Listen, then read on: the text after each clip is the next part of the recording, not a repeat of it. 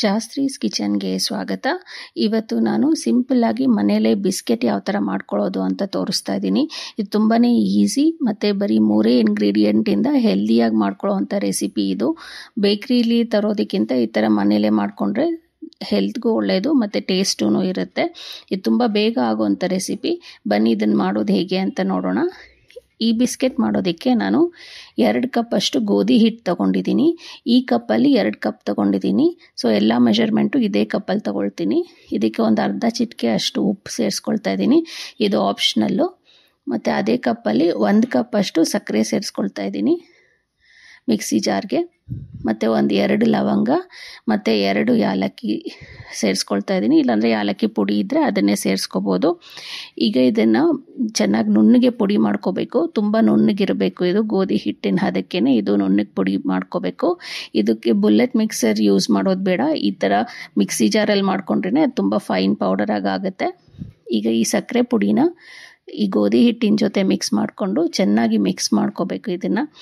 ಈ ಮಿಕ್ಸ್ ಮಾಡೋದೇ ತುಂಬ ಇಂಪಾರ್ಟೆಂಟು. ಇದೇ ಥರನೇ ಕೈಯಲ್ಲಿ ಚೆನ್ನಾಗಿ ಒಂದು 5ರಿಂದ 7 ನಿಮಿಷ ನಿಧಾನಕ್ಕೆ ಚೆನ್ನಾಗಿ ಮಿಕ್ಸ್ ಮಾಡ್ಕೋಬೇಕು. ಸಕ್ಕರೆ ಮತ್ತು ಗೋಧಿ ಹಿಟ್ಟು 2 ಚೆನ್ನಾಗಿ ಮಿಕ್ಸ್ ಆಗಬೇಕು. ಅದಕ್ಕೆ ಸ್ವಲ್ಪ ನಿಧಾನಕ್ಕೆ ಟೈಮ್ ತಗೊಂಡು ನೀಟಾಗಿ ಮಿಕ್ಸ್ ಮಾಡ್ಕೊಳ್ಳಿ. ಈಗ ಇದಕ್ಕೆ ಅದೇ ಕಪ್ಪಲ್ಲಿ 1 ಕಪ್ ಅಷ್ಟು ತುಪ್ಪ ತಗೊಂಡಿದ್ದೀನಿ. ಈ ತುಪ್ಪ ಕರಗಿರಬೇಕು. ಸ್ವಲ್ಪ ಅದು ಗಟ್ಟಿ ಇದ್ರೂ ಚೆನ್ನಾಗಿ ಬರಲ್ಲ ಬಿಸ್ಕೆಟು, ಉಂಡೆ ಉಂಡೆ ಆಗಿಬಿಡುತ್ತೆ. ಸೊ ಅದಕ್ಕೆ ತುಪ್ಪ ಯಾವಾಗಲೂ ಕರಗಿರಬೇಕು. ಸ್ವಲ್ಪ ಕೆಳಗಡೆ ಎಲ್ಲ ನಂದು ಆಗಲೇ ಗಟ್ಟಿ ಆಗಿಬಿಟ್ಟಿದೆ. ಸೊ ಅದನ್ನು ಮತ್ತೆ ಬಿಸಿನೀರಲ್ಲಿ ಇಟ್ಕೊಂಡು ಕರಗಿಸ್ಕೊಳ್ತೀನಿ. ಇದು ಕರೆಕ್ಟ್ 1 ಕಪ್ ಅಷ್ಟೇ ತುಪ್ಪ ಇಡಿಸುತ್ತೆ. ಅದಕ್ಕಿಂತ ಜಾಸ್ತಿ ಹಾಕ್ಬಿಡಿ. ಸ್ವಲ್ಪ ಅದು ಡ್ರೈ ಅನಿಸಿದ್ರೂ ಚೆನ್ನಾಗಿ ರಬ್ ಮಾಡಿಕೊಂಡು ಹಿಟ್ಟನ್ನ ಮಿಕ್ಸ್ ಮಾಡ್ಕೋಬೇಕು. ಸೊ ಈ ಥರ ಅದು 1 ಕಪ್ ತುಪ್ಪಕ್ಕೆ ಈ ಹದಕ್ಕೆ ಬರುತ್ತೆ ಹಿಟ್ಟು. ಈಗ ಅಷ್ಟರಲ್ಲಿ ಒಂದು ಬಾಣಲಿಗೆ ಉಪ್ಪು ಹಾಕ್ಕೊಂಡಿದ್ದೀನಿ. ಈ ಉಪ್ಪು ಬಿಸಿ ಶಾಖಕ್ಕೋಸ್ಕರ 1 ಪ್ಲೇಟ್ಗೆ ಸ್ವಲ್ಪ ತುಪ್ಪ ಸವರಿಟ್ಕೋಬೇಕು. ಈಗ ಈ ಹಿಟ್ಟನ್ನ ಚೆನ್ನಾಗಿ ನಾದ್ಕೊಂಡು ಪ್ರೆಸ್ ಮಾಡಿಕೊಂಡು ಈ ಥರ ಶೇಪ್ ಮಾಡ್ಕೋಬೇಕು. ಈ ಥರ ಪ್ರೆಸ್ ಮಾಡಿಕೊಂಡು ಬಿಸ್ಕೆಟ್ ಶೇಪ್ ಮಾಡ್ಕೋಬೋದು. ಇಲ್ಲ ಕಟ್ಟರ್ ಇದ್ದರೆ ಶೇಪ್ಸೋದು ಅದರಲ್ಲೂ ಮಾಡ್ಕೋಬೋದು. ಯಾವ ಥರ ಶೇಪ್ ಬೇಕಾದರೂ ಅದರಲ್ಲಿ ಮಾಡ್ಕೋಬೋದು. ಸೊ ಈಗ ಇದನ್ನು ಚೆನ್ನಾಗಿ ಶೇಪ್ ಕೊಟ್ಬಿಟ್ಟು ಈ ತಟ್ಟೆಲೆಲ್ಲ ಜೋಡಿಸ್ಕೊಂಬಿಟ್ಟು ಅದನ್ನು ಶಾಖಕ್ಕೆ ಇಟ್ಬಿಡೋದು. ಈಗ ಎಲ್ಲ ಹಿಟ್ಟನ್ನು ಇದೇ ಥರ ಶೇಪ್ ಮಾಡಿ ಇಟ್ಕೊಳ್ಳೋದು. ಇದು ಸ್ವಲ್ಪ ಹೊತ್ತು ಆಗ್ತಾ ಹಿಟ್ಟು ಸ್ವಲ್ಪ ಡ್ರೈ ಆಗುತ್ತೆ. ಆವಾಗ ತುಪ್ಪ ಹಾಕಕ್ಕೆ ಹೋಗಬೇಡಿ. ಇದನ್ನು ಮತ್ತೆ ಚೆನ್ನಾಗಿ ರಬ್ ಮಾಡಿ ಹಿಟ್ಟನ್ನ ಮಿಕ್ಸ್ ಮಾಡಿಕೊಂಡ್ರೆ ಮತ್ತೆ ಅದು ಇದಾಗುತ್ತೆ.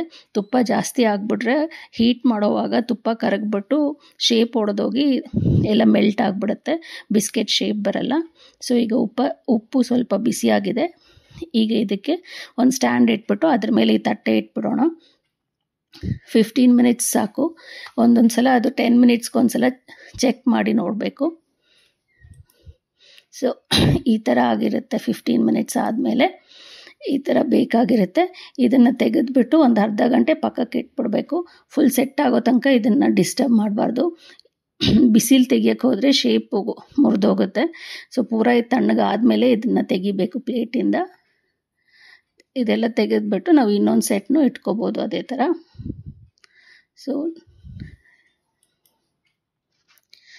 ಟೇಸ್ಟಿ ಬಿಸ್ಕೆಟ್, ಹೆಲ್ದಿಯಾಗಿರೋ ಬಿಸ್ಕೆಟು ರೆಡಿಯಾಗಿದೆ.